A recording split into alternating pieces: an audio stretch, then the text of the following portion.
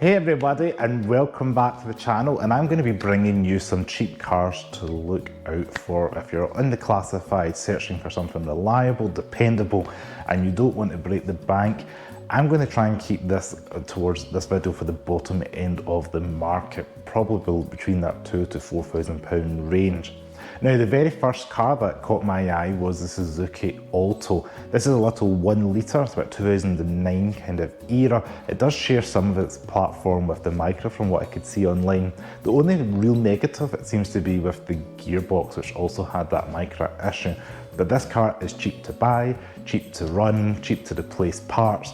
So if you're looking for something you maybe a little bit handy with a screw and a wrench yourself, that could be the car for you. Now, the second car on my list is the Toyota Aygo and the Toyota IQ. In particular, the 1 litre 3-cylinder naturally aspirated engine.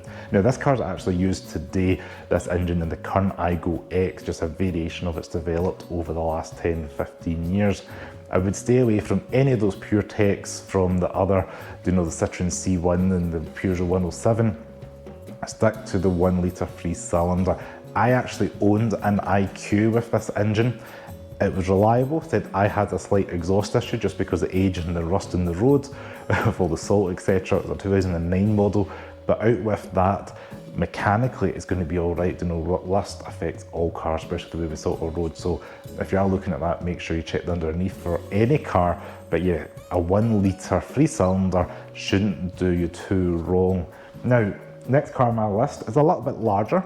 In no particular order, this is just the way it's been wrote down, is the Honda Jazz. Now you can see these from about £2,000, £3,000 at the bottom end. Spending about £4,000, you're maybe getting a 2009, 2010 model.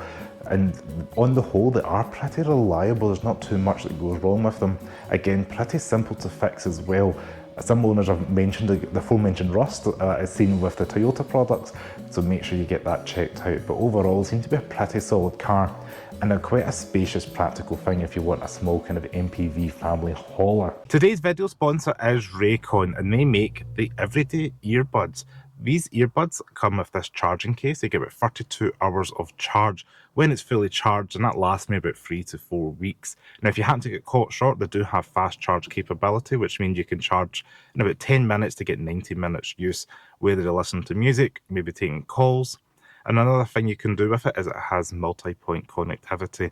So you're able to connect that to 2 devices. So it might be a work phone and a personal phone, or you might even want to share it with somebody in your household. Now, they also come in a wide variety of colours and prints. As you can see, I went for the green with the concrete charging case cover. And Raycon are bringing active noise cancellation to an affordable price point. So with these everyday earbuds, you can touch a button on the side where you're at the gym, on the street, it can block out some of the noise behind you so you can focus on what you're doing. Now, for this Father's Day, Raycon are doing 15% off. That's right, it's 15% off site-wide. If you go to buyraycon.com/COG for Cars of Glasgow, or click the link in the description below, you will get 15% off site-wide. Now, the next car on my list is the Toyota Avensis. Now, this one's going to cause controversy, but I have seen these diesel Avensis, apart from the DPF issues, they seem to last a long time, especially if they're looked after doing long journeys. These used to be taxis quite frequently. I see them on Auto Trader with 140,000 miles plus quite frequently, and you can pick them up for about £2,000 or £3,000 if you're looking for a family car, maybe an estate or a saloon, because there's a variety of both options. And particularly go for the manual for this generation.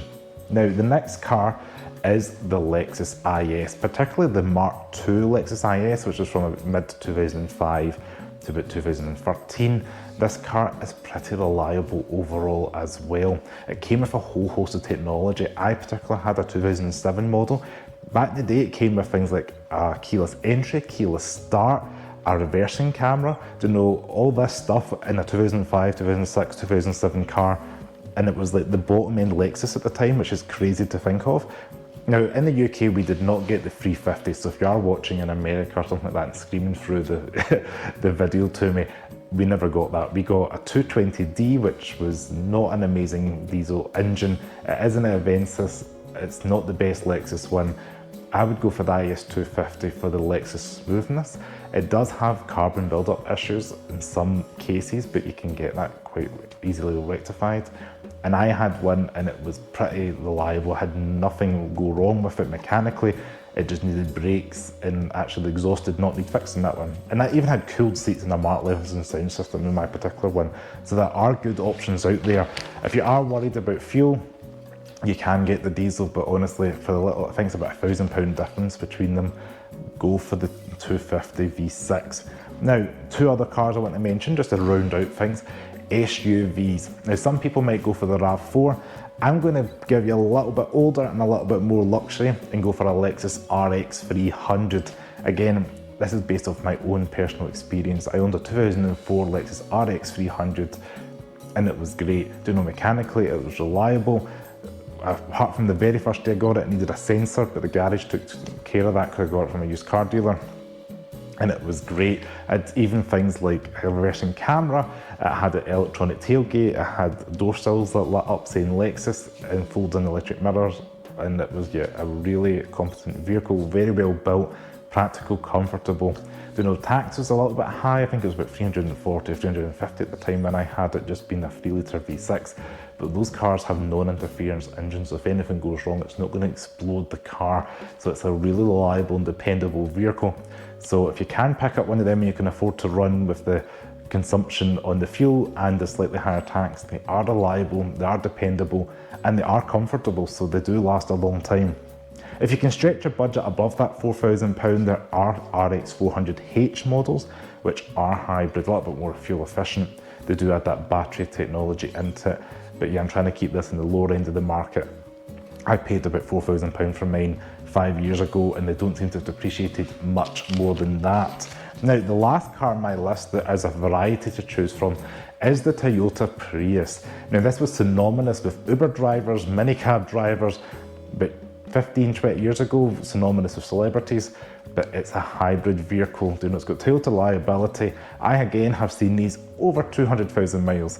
The actual I've seen this week, the Lexus CT200H, which is not within this budget at the moment, but one of them managed to get over 1 million miles using that 1.8 litre 4-cylinder hybrid technology. So that's just a totally foolproof system. I would not be worrying too much about the battery. If it's been looked after, it's had its hybrid health checks from the Lexus dealership, it's got good life in it, great. You can even replace the dead cells if something goes wrong, so you don't have to replace the entire battery. And they're such a small electric battery as well, it's not going to cost you an arm and a leg, unlike maybe a full EV, for example, where you're looking at a 20 grand bill. You may be spending like £200, £300, £400 to replace the cells individually. You can get reconditioned ones, there's places online that can sort that out for you as well if something does go wrong. So there's a variety to choose from. The Mark II is probably where I would start from. I would say kudos to you if you find a Mark I in good condition. Very cool, but yeah, probably Mark II, you're looking about 2005 up to 2010, depending on mileage and spec, but a really good, reliable, dependable vehicle with a big boot and space for your family or whatever you want to do with the car. Now that is my list of cheap, dependable, reliable cars.